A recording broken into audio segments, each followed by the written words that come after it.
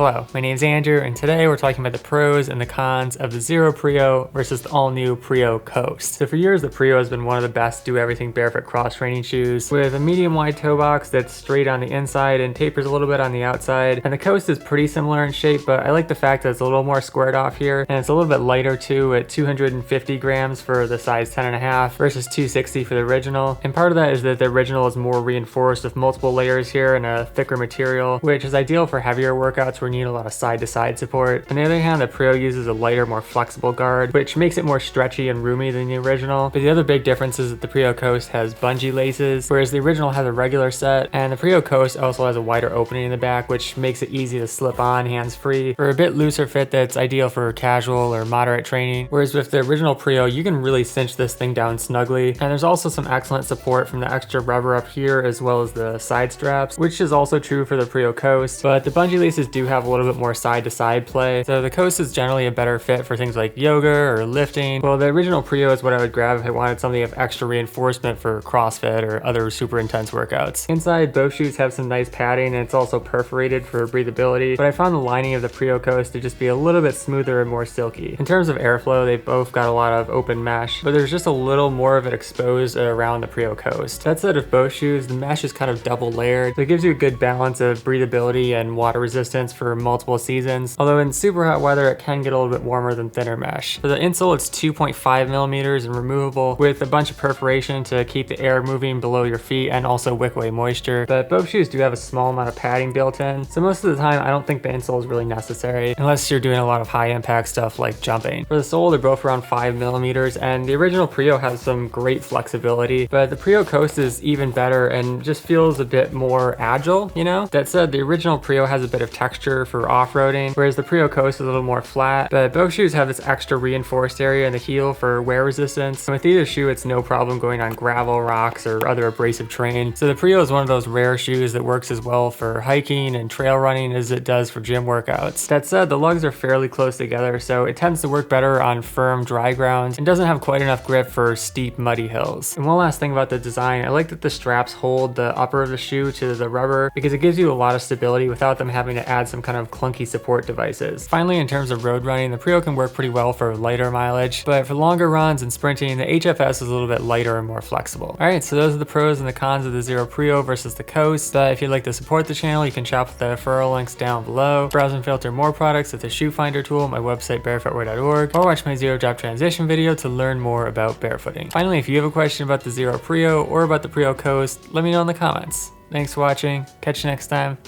peace!